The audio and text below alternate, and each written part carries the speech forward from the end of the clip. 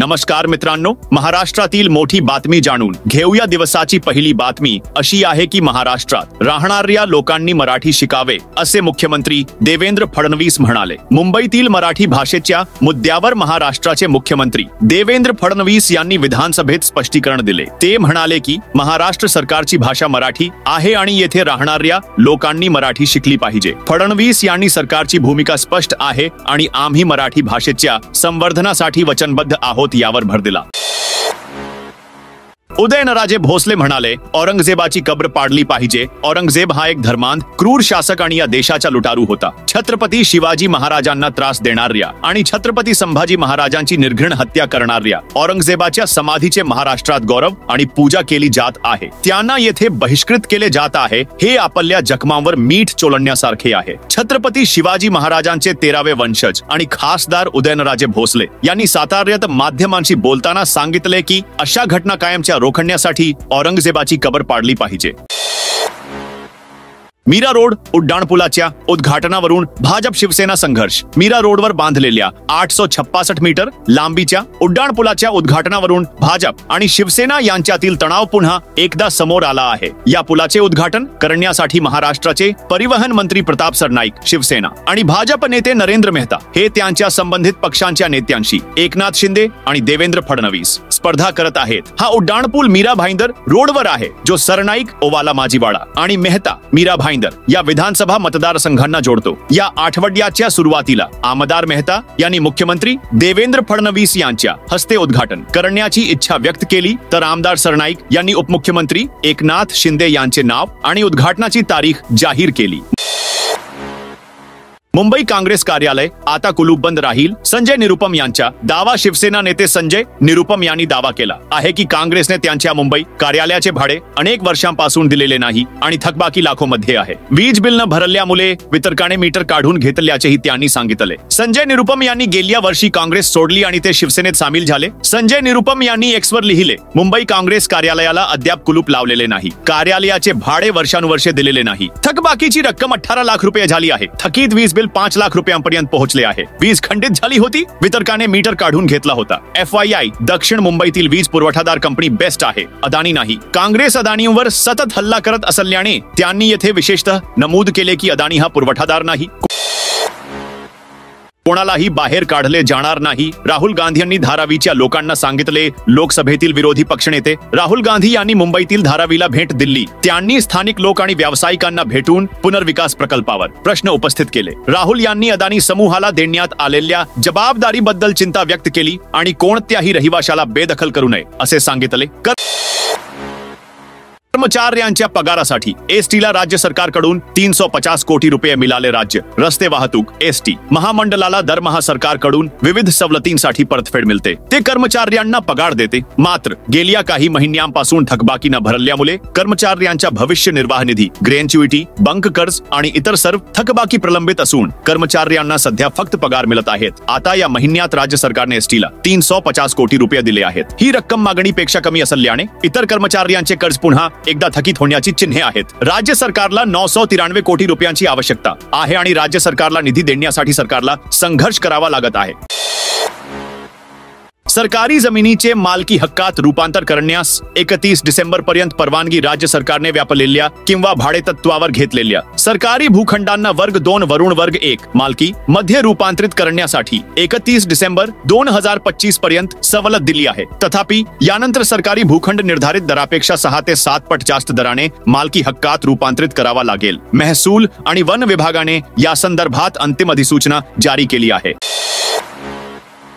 वसई विरार महानगरपालिकेने 34 आरोग्य मंदिरांचे बांधकाम पूर्ण केले. विरार महानगरपालिकेने 34 आयुष्मान आरोग्य मंदिरांचे बांधकाम पूर्ण केले आहे. अलीकडेच वसईतील गिरीज आणि विरारमधील कासार्ली येथे 2 आयुष्मान आरोग्य मंदिरांचे उद्घाटन करण्यात आले. राज्य सरकारने वसई विरार महानगरपालिकेला 55 आयुष्मान आरोग्य मंदिरे बांधण्याचे लक्ष दिले होते. यापैकी पालिकेने 34 केंद्रे तयार केली आहेत. वसईतील गिरीज येथील टोकपाडा येथील आयुष्मान आरोग्य मंदिराचे उद्घाटन आमदार स्नेहा दुबे पंडित यांच्या हस्ते झाले, तर विरारमधील कासार्ली येथील आयुष्मान आरोग्य मंदिराचे उद्घाटन आमदार राजन नाईक यांच्या हस्ते झाले.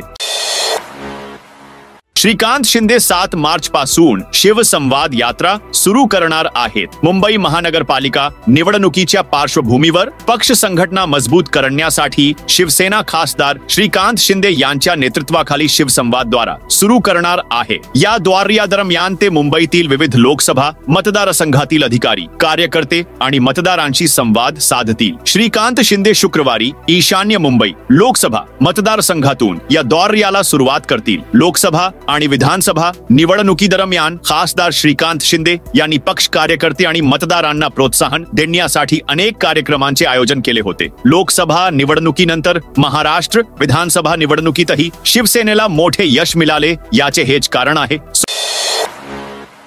सोलापूरमध्ये अबू आझमी यांची प्रतिकात्मक अंत्ययात्रा काढण्यात आली. समाजवादी पक्षाचे आमदार अबू आझमी यांनी औरंगजेबला चांगला शासक म्हणणाऱ्या विधानावरून देशाच्या विविध भागात निदर्शने होत आहेत. महाराष्ट्रातील सोलापूरमध्ये ही निदर्शने झाली आणि अबू आझमी यांच्यासाठी प्रतिकात्मक अंत्यसंस्कार करण्यात आले.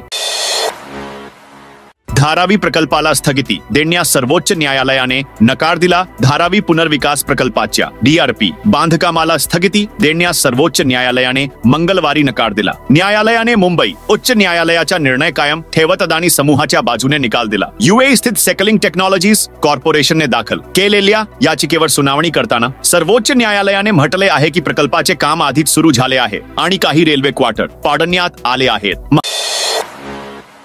महाराष्ट्र सरकार वर्तमानपत्रांपासून वेबसाईट पर्यंतच्या बातम्यांवर लक्ष ठेवणार. महाराष्ट्र सरकार प्रिंट, इलेक्ट्रॉनिक आणि डिजिटल माध्यमांच्या बातम्यांचे विश्लेषण करण्यासाठी एक मीडिया मॉनिटरिंग सेंटर स्थापन करणार आहे आणि त्यासाठी 10 लाख रुपयांचे बजेट देण्यात आले आहे. बुधवारी प्रकाशित झालेल्या सरकारी ठरावानुसार GR केंद्र मुद्रित आणि प्रसारित माध्यमांमध्ये प्रकाशित होणाऱ्या सर्व तथ्यात्मक आणि दिशाभूल करणाऱ्या बातम्या गोळा करेल आणि त्यांचे विश्लेषण करेल आणि एक तथ्यात्मक अहवाल तयार करेल. जर कोणतीही बातमी दिशाभूल करणारी आढळली तर त्याच वेळी त्याचे स्पष्टीकरण दिले जाईल, असे प्रस्तावात म्हटले आहे. नकारात्मक बातम्यांवरील स्पष्टीकरण देखील शक्य तितक्या लवकर दिले जाईल. सरकारी आदेशानुसार प्रकाशने, चॅनेल आणि डिजिटल प्लॅटफॉर्मच्या वाढत्या संख्येमुळे या केंद्राची आवश्यकता भासली, जेणेकरून सरकारी योजना आणि धोरणांशी संबंधित बातम्या एकाच केंद्राद्वारे नियंत्रित करता येतील.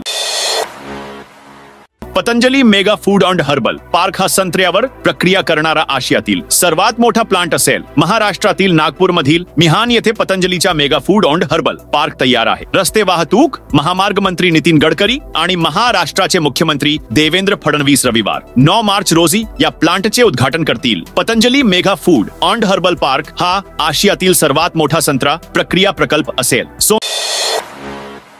सोन्याची तस्करी करणाऱ्या 2 प्रवाशांना अटक. सोन्याच्या तस्करीच्या आरोपाखाली महसूल गुप्तचर संचालनालयाने दुबईहून मुंबई विमानतळावर येणाऱ्या 2 प्रवाशांना अटक केली. त्याच्याकडून 19 किलो 288 ग्रॅम सोने जप्त करण्यात आले. या सोन्याची किंमत 18 कोटी 99 लाख रुपये आहे. दोन्ही प्रवाशांनी खास बनवलेल्या कमरेच्या पट्ट्यात सोने लपवले होते. प्रवाशांच्या हालचाली संशयास्पद असल्याने त्यांची झडती घेण्यात आली.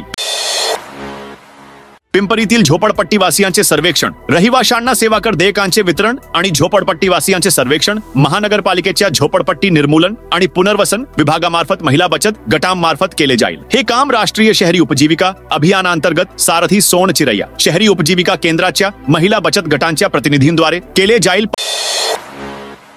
पालघर जिल्हा ग्राहक मंच 4 आठवड्यात कार्यान्वित करण्याचे आदेश. मुंबई उच्च न्यायालयाचे राज्य सरकारला पालघर जिल्हा मुख्यालय संकुलात स्थापन करण्यात आलेला पालघर जिल्हा ग्राहक मंच 4 आठवड्यांच्या आत कार्यान्वित करण्याचे आदेश आज मुंबई उच्च न्यायालयाने राज्य सरकारला दिले. पालघर जिल्ह्यात जिल्हा ग्राहक मंच स्थापन करण्याची मागणी करणाऱ्या दत्ता राणबा अडोडे यांनी दाखल केलेल्या जनहित याचिकेवर मुंबई उच्च न्यायालयाने आज आपला निकाल दिला. 4 फेब्रुवारी 2025च्या सरकारी अधिसूचनेनुसार पालघरमध्ये जिल्हा ग्राहक मंच आधीच स्थापन करण्यात आला आहे. या खटल्याच्या सुनावणी दरम्यान राज्य सरकारच्या वतीने उपस्थित असलेल्या वकिलांनी असा युक्तिवाद केला की सरकारने ग्राहक मंचाच्या कर्मचाऱ्यांची संख्या निश्चित करण्यासाठी 10 फेब्रुवारी 2025 रोजी अधिसूचना जारी केली आहे.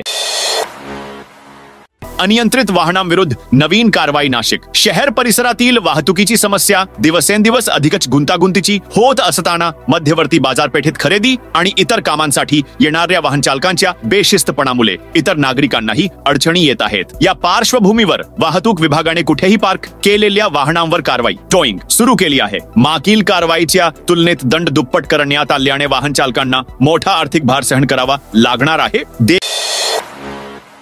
देवेंद्र फडणवीस यांनी अजित पवारांना मोठा धक्का दिला. राष्ट्रवादीच्या पदाधिकाऱ्याची हकालपट्टी केली. महाराष्ट्रात मुख्यमंत्री देवेंद्र फडणवीस यांच्या नेतृत्वाखालील महाआघाडी सरकार त्यांच्या घटक पक्षांना एकामागून एक धक्के देत आहे. आता मुख्यमंत्री आणि गृहमंत्री देवेंद्र फडणवीस यांनी उपमुख्यमंत्री अजित पवार यांना आणखी एक मोठा धक्का दिला आहे. देवेंद्र फडणवीस यांच्या गृह विभागाने राष्ट्रवादी पक्षाच्या अजित पवार गटाचे अकोट शहराध्यक्ष यांना थेट हद्दपार केले. या कारवाईची राजकीय वर्तुळात मोठ्या प्रमाणात चर्चा झाली आहे. तर मित्रांनो, ही आज महाराष्ट्राची मोठी बातमी होती. तुम्ही सध्या महाराष्ट्रातील कोणत्या जिल्ह्यातून हा व्हिडिओ पाहत आहात त्या जिल्ह्याचे नाव सांगा.